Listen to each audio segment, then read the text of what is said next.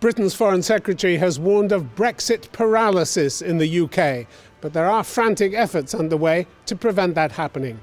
My guest this week here in London is Nigel Mills, a member of the Pro-Brexit European Research Group, which has consistently campaigned for a tough deal with Brussels, tougher than the one currently on the table, or no deal at all. Last week, though, Mr. Mills changed his mind and decided to support Theresa May's agreement. Are the diehards finally calling it a day?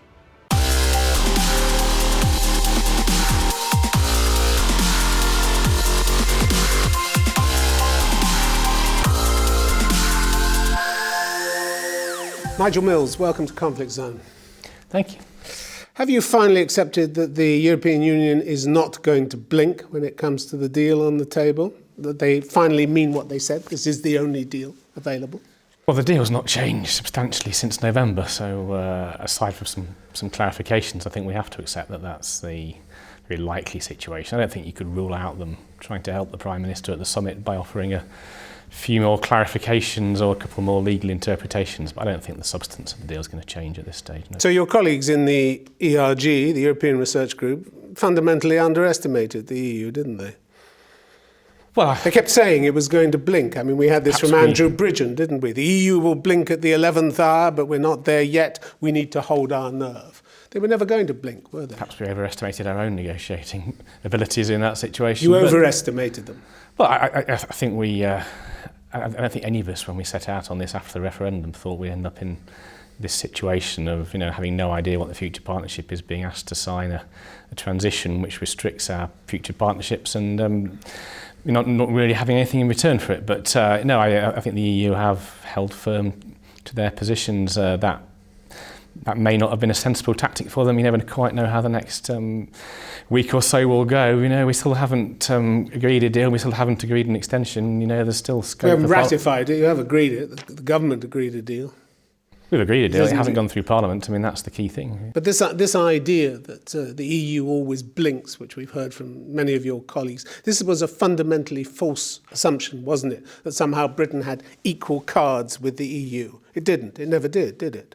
In this negotiation. I think once it became clear the government weren't really serious about us leaving without a deal, then we didn't have equal cards. No, at that point you're asking for something and you've got to almost take what you're given, haven't you? But the EU is the largest trading group in the world.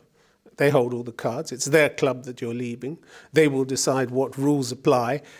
Should you wish to take advantage of some of the privileges on offer with that club? Yeah, and I think what I thought we had in our manifesto 18 months or so ago was that we wanted to agree a comprehensive trading arrangement with them. They've agreed one of those with Canada, they've agreed one of those with Japan. I'd be quite happy just to replicate the terms of that. So I'm not asking them for anything. That's the largest trading agreement in the world currently, which Britain is walking away from. But the EU has signed with Japan, the largest trading agreement. Well, that's not the arrangement that we have with the EU currently. We're walking away from a political union with the European Union. We're not walking away from trading relationships. I say we'd be quite happy. Well, you won't be able to take advantage of that deal outside the EU, will you? But we would agree a similar one with Japan. They've said they want to have those discussions. It won't be the same, but it will be a similar one. But so I think if your contention is that there was nothing here, we had to agree to anything the EU were ever going to offer us, I think we would have been quite happy, many of us, to take an agreement they've already offered other people who are further away, who are a less big market for them, and who they don't have £100 billion a year surplus with. We did have some cards to play. I think we've played them pretty badly. The European Research Group seems to be now doing the blinking. We're seeing former Minister Esther McVey say that she's going to vote for Theresa May's deal. Even David Davis, the former Brexit minister. And now Jacob Rees-Mogg says he's undecided. He's the chairman of your group. So the diehards are finally calling it a day, are they? Well, I voted for the deal last week, so if I was a diehard, I called it a day. But I think you have to look at the facts as they are on the day you make your voting decision. And I still don't like this deal. It's still not a great situation to put the country in. We're still constraining ourselves in a way we shouldn't be doing. But other options have now left the table. We don't.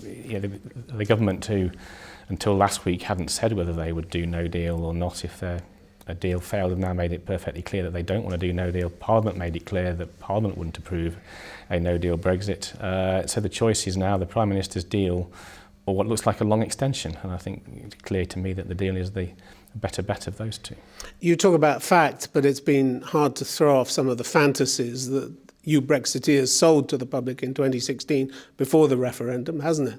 I mean, like the promise from David Davis himself to have negotiated a free trade area 10 times the size of the EU by the autumn of 2018.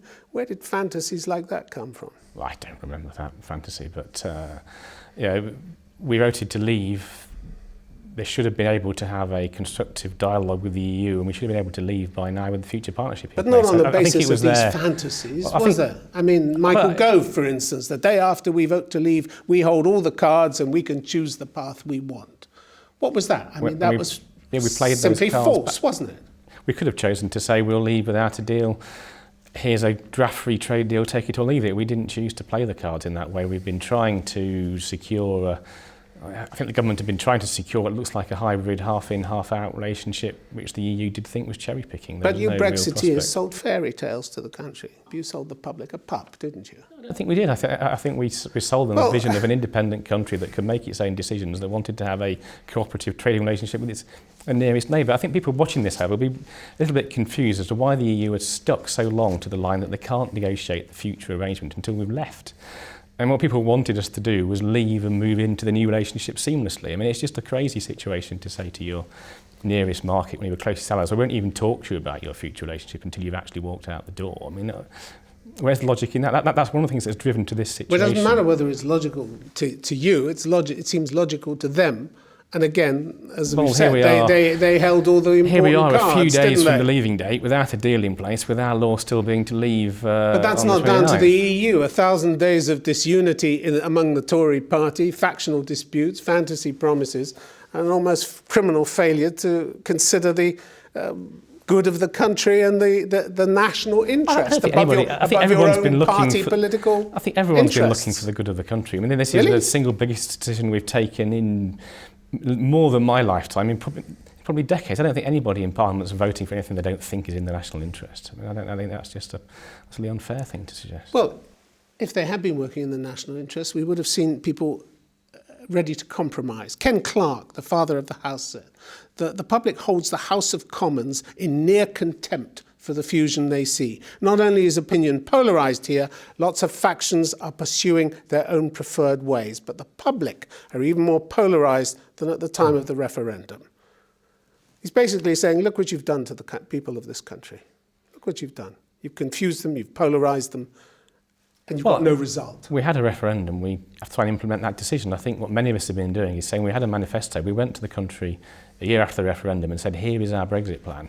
We will not be in the customs union. We will not be in the single market. We will agree a trading relationship. We want other cooperation. And you just expected the EU and to that's go what we were along going to try and negotiate. You never talked to the EU during this period. You argued amongst yourselves. But the EU wouldn't talk to us until we'd formally triggered Article 50. So it wasn't possible to agree something before we started that 2-year journey ticking. It wasn't. But it was possible to consult with them. It was possible to consult in a meaningful way with them. Couldn't. It's not but like the conversation, 3 years of factions inside the Tory party arguing amongst themselves. That's what the British public was treated to. And as a result, only 6% of voters see Parliament in a good light now. Don't you hang your head in shame at that sort of figure? Yeah, I mean, it's a terrible figure. But, I mean, 6% approval rating. But this is the hardest decision that anybody's had to take, the most difficult negotiation. No one wanted it to be this drawn out.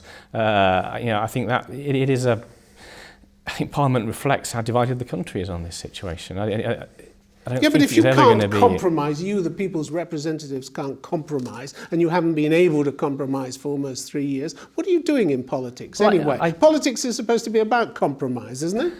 It is supposed to be about compromise. It's also supposed to be about sticking to principles and honouring decisions that the people take in a referendum. And knowing when to leave them behind in the national interest. Yeah, absolutely. But that's why I think most Brexiteers have accepted we had to have a 21-month transition, which effectively results in us staying in the EU for nearly an extra 2 years. Will take us to 4.5 years after the referendum. Most of us have accepted that we should pay some sort of divorce bill, even though the legal interpretation said that we owed nothing in that situation. I think most of us would accept that a trade deal would have some restrictions on what changes we can make to our own regulations. I think that there's been all manner of compromises made, but what we couldn't compromise on was not taking back our independence and being free to control our own affairs. The irony is that your group, the ERG, one of the most divisive in many people's views, actually promised to look for consensus in Britain, didn't it? In 2017, your former chair, Suella Fernandez, as she was then, described the group as supporting the government to deliver a Brexit which works for everyone. There are two broken promises in that statement, aren't there? The first, you were so intent on supporting the government that you tried to get rid of Theresa May. You tried to force her out. And since then, you have fought tooth and nail to insist that only your Brexit was the real Brexit. So that was hardly in the interests of the whole country. I don't think that's at all fair, Tim. I mean, if you look through the history, certainly since the general election, of what's happened in Parliament, you'll see that the ERG, most members there, loyally supported the government in all the Brexit votes. You tried to get rid of Theresa May. Let me finish you the whole timeline, right up until the Chequers policy announced last summer, which fundamentally changed the relationship the Prime Minister was proposing for us to have with the EU compared to what she promised in our manifesto, on which we won election, which is the mandate on which we're meant to be governing. Now, that caused the first wave of resignations of Brexiteers from the Cabinet in that situation. But yet again, there was no challenge to the Prime Minister. Everyone was clear we wanted to have a change in the policy, not a change in the person. It was only after... But why did you always take the view that you were the only people who knew what Brexit really meant? The question in the referendum was, should the UK remain a member of the European Union or leave the European Union? That was the only question that the referendum contained. But you, since then, have set yourselves up as arbiters of what the true Brexit actually is. Well, I think everyone has to take their own view on what true Brexit is, but I think what we've been doing is trying to actually deliver the Brexit we promised the people in a manifesto we had a general election on. I don't think you can go to the country and say, this is the sort of Brexit that we want you to vote for. This is the vision that we have. Vote for us and we'll deliver that. And then try and deliver something completely different. That's not honourable politics. That's not principled politics. And that is effectively misleading the people. So, I mean, it's regrettable that the Prime Minister chose to change the direction of the future relationship last summer, and that's what's brought most of this problem around. Until then, she had almost complete support from the ERG, and it was the people who wanted to remain who were causing the problems in the party. Why did you change your mind and vote for Theresa May's deal? Well, there were two reasons for that, but I mean, I always say if the facts change, you have to change how you vote based on them. So I thought some of the assurances she got last week, which were legally binding, a clear commitment the EU wouldn't try and force us into a customs union against our will, that was important to me. And yet many of your colleagues still cling to the view that this is a bad deal. Worst possible deal. Well, I think we should be clear, it's not a deal on the future relationship. What it is... So your group is very divided now, isn't it? Like every other faction in Parliament. This is not a great deal. People are very worried about whether actually we get in here, we can't leave. I mean, at least when you're in the EU, you can trigger Article 50 and leave. It's not clear you can do that from the backstop now, but there were some reassurances last week that the backstop would not endure, that the EU had no intention of it enduring, and they wouldn't try and force us into something that we didn't want to have if that's what Parliament decides in future. That and the fact that it was very clear by the start of last week that Parliament would never agree to a no-deal Brexit, and there was a clear majority for an extension, meant that the choice is now not between Prime Minister's deal, improving the Prime Minister's deal, having a no-deal Brexit or a second referendum. It's pretty clear now that the choice is leaving with the Prime Minister's deal in a few weeks' time or having a very long extension, more uncertainty. So the resistance is crumbling now? Or are you just fighting like ferrets in a sack? Well, the resistance is reducing because you can see that me and 50 others voted for the deal last week, and we didn't vote for it the first time it was voted on. So there clearly is a change in mind. Nigel Mills, this whole process has done Britain enormous damage, hasn't it? I mean, especially to the health service. When the pound sank after the referendum result, NHS finances were hit by Brexit with huge sums wiped off its balance sheet by the collapse of the pound. The additional costs so far from Brexit, according to the British Medical Association, an extra £155 million. Never admitted or factored in to your calculations, was it? Why? Well, country voted to leave, Tim. I mean, I think you can look back on the history of the pound-euro exchange rate, and it's gone up and down. But why? But we still have 155 million cost to the cash-strapped national health. Our economic growth is still one of the strongest in Europe. I mean, I don't think you can say that this Brexit decision has destroyed our economy. It's just fundamentally untrue. I didn't say it's isn't destroyed the economy. I'm saying it's done specific damage to the one organisation that you painted as one of the great beneficiaries from Brexit. No, we haven't left. Yeah, and you haven't even left yet, and 155 million has been added to their costs. Okay? Well, we spend 160 billion plus a year on the NHS. I mean, you can. So that's fine. That's all fine. And the National Health Service was to become one of the major benefits. The Royal College of Physicians doesn't see it that way. Government's lack of clarity over how the UK's immigration service will work, they say, after Brexit, could leave the NHS spending up to £500 million per year on international recruitment. Again, never factored into those sunny uplands that you offered the British public. Those numbers ludicrous. The government have been clear on that our immigration policy will be skills-based. People from all around the world who have the right skills can come and cost £500 million per year on international recruitment. I think that's a crazy estimate. This is the Royal College of Physicians. Yeah, I mean, they don't just make it up. They don't just. And their views on Brexit, I suspect, aren't in favour. I mean, they don't just pluck these figures from thin air, do they, Nigel Mills? I think coming to work in the NHS will be hugely attractive for people from around the world. We already have a lot of employment in the NHS from countries outside the EU and inside. I don't think you need to spend £500 million advertising. Really, in the year following the referendum, almost 10,000 European healthcare professionals quit the NHS. And by November 2017, the number of EU nurses registering in the UK was down 90%. Fabulous result? It isn't, is it? And you remember at the time there was very clear other explanations for why. Some of that was a procedural issue at the time rather than a Brexit one. But I think when we have a clear immigration policy based on skills, people who we need to come here will be able to come here, and we'll welcome them. It's clear that NHS and care sectors will still need lots of immigrant labour. I mean, there's just no way we can train enough people in a short period to fill that gap. The problem is also in our universities, according to the Royal Society, and I don't think anyone has suggested that they peddle fake news. The UK could lose access to over £1 billion a year in EU research funding. Even with our government's guarantees, UK-based researchers and small and medium-sized enterprises will lose access, it says, to £500 million in research funding, having an immediate impact on research underway in the UK. Fine, a price worth paying for your Brexit? Well, I think the government have been clear that we want to have continued research cooperation with the European Union. But they're not offering enough. But we're a big net contributor. They're not offering enough. The Royal Society says they're not offering enough. There's no reason why we can't offer the amount of money that we need to do to replace that. The Royal Society says it could take years to develop alternatives to the EU funding, meaning that valuable research could be stopped in its tracks. Why don't you accept that in the spirit in which it's given? No, I do accept that. They're warning people I would happily have that this country's research effort is going to be damaged, severely damaged. I would happily. I don't think there's anybody in Brexit who voted to end research cooperation with the European countries. Law of unintended consequences. We need to get the system right for that, but there's no reason why. Shouldn't people have realised that this was going to be a byproduct? There's no reason why we don't. I think we want research cooperation much wider than 28 countries, don't we? So there's no reason why the EU should refuse to have us cooperate with them. Isn't it time that there was another general election here? I mean, the country needs to hold you all to account, doesn't it, for the broken promises and the way that the whole EU negotiation has been conducted? Well, we had an election not that long ago and people weren't too keen to have that one. I'm not sure what an election... The one in which you lost your majority?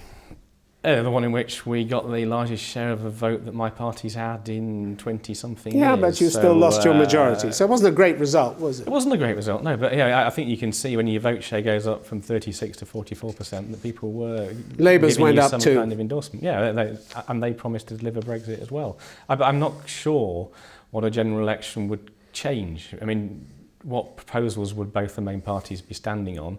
What would people who then went to vote think they were going to achieve by the person they were voting for? And it doesn't look clear from the opinion polls. You wouldn't get a very similar looking parliament to one you've already got. I think we need to fix it in this parliament, and the obvious fix now is to vote the Prime Minister's deal through and move on to the next stage of these talks. And you can do that, can you? Well, I think we can. I think people will. I mean, as we've been strong talking and about, stable. We're talking about the last election. Strong and stable was what the Prime Minister promised.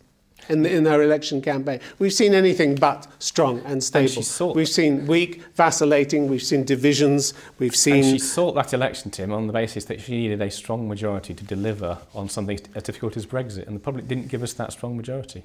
There's a growing view that your party is, because of the disagreements and the tensions over Europe, which go back decades in your party, that it's a luxury that this country can no longer afford. I don't recognise those words at all. I mean, the issue of Europe has divided the country, not just one party, ever since we joined them before that.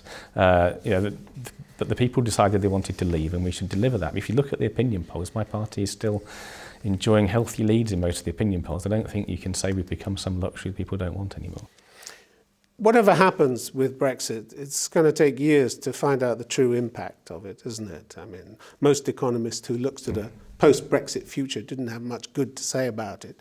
You, in your group, you pinned your hopes, understandably, on one academic who did, a man called Patrick Minford from Cardiff University. This is a man who recommended a hard Brexit and abolition of all tariffs, which could do enormous damage to agriculture and industry in this country. But he was your main linchpin, wasn't he? He wasn't my main linchpin at all. I mean, I think our economic future will be best served by having a good, comprehensive trade arrangement with the EU without any tariffs or necessary restrictions. That's what you had. That's what you had before Brexit. And then looking to expand our sales around the world. We've been pretty shocking at exporting outside the EU. That all the growth in future will come from outside the EU. Having better trading relationships outside the EU will be a huge positive for the country. And I think if we can get a sensible trade deal along the lines... This is the group that you do 60% of your trade with. Well, that's not where 60% of our exports go, is it? I mean, it's not where 60%, well but 60% when you take exports and it's where we have 100. It's 60% of Britain's trade. Look, there is no. It's your closest trading partner. I don't think anybody. It's the largest trading bloc in the world. I don't think any sensible person wants us not to have a good trade relationship with the EU. The constitutional chaos that we've seen accompany the whole Brexit debate in this country should worry everyone, shouldn't it? Labour peer Stuart Wood says the whole process has shown that Britain's unwritten constitution is basically broken. Do you agree with that? Yeah, I think a decision as difficult as this, without a majority in Parliament and with, sadly, too many parliamentarians not wanting to respect the will of the people in a referendum, they got the highest vote ever. On your side? Well, I think you'd have to say it's been mainly people who did not accept the result who have been trying to frustrate this process that has brought us to this position. Yeah, but we've seen contempt for parliamentary procedure from the government itself. Mrs May's government is the first to be found in contempt of Parliament for initially refusing to publish its legal opinion on Brexit. But no government has ever published legal advice. I mean, it was the right thing to do in this situation. No government has been found in contempt of Parliament before. No, but there's very good reasons why you don't generally publish legal advice. It means you can't take the advice that you need. I mean, this has been a pretty unique situation. I mean, the two main parties got 83% of the vote in the election, promising to respect the result of the referendum, and yet here we are, still with large numbers of people who will not accept that people voted to leave, and they're trying to frustrate it in any way they can, either by transparent votes or by frustration through process. And I think many people in the country are absolutely furious that Parliament hasn't been able to actually deliver a leaving within what is nearly 3 years since the referendum, and we're now facing making that nearly 5. Yeah, and they blame you and your colleagues. I think so that public trust is going to be very difficult to restore, isn't it? They ought to blame people who just will not accept the result and will not accept any kind of deal for us to leave. That's who they need to blame. Well, and that includes people from the European Research Group, doesn't it? Well, I don't agree. I mean, I say we had a manifesto. We went to the country. The diehards, who are, unlike you, are still refusing to buy into Theresa May's deal. Well, I think politics needs people who have principles and stick up for them. But I would say the choice now is to leave with this deal or to risk not leaving at all. I think we should move on with this deal. Are these people's principles more important than the national interest? Well, I think they vote how they see the national interest. Has clearly been to get a consensus to stand before the EU and say, this is our agreed position. This is something in 3 years that Britain has been unable to do. And the way we should have achieved that consensus was to have the general election and then have the winning party's manifesto be that consensus and accept that's the thing that has the mandate from the public. That's what some people in Parliament, including sadly some in the Cabinet, just have not accepted, that mandate, that plan that we set out to the country. It can't be for people behind closed doors in smoky rooms to try and change that manifesto plan. That's what the public gave us the mandate to go and deliver.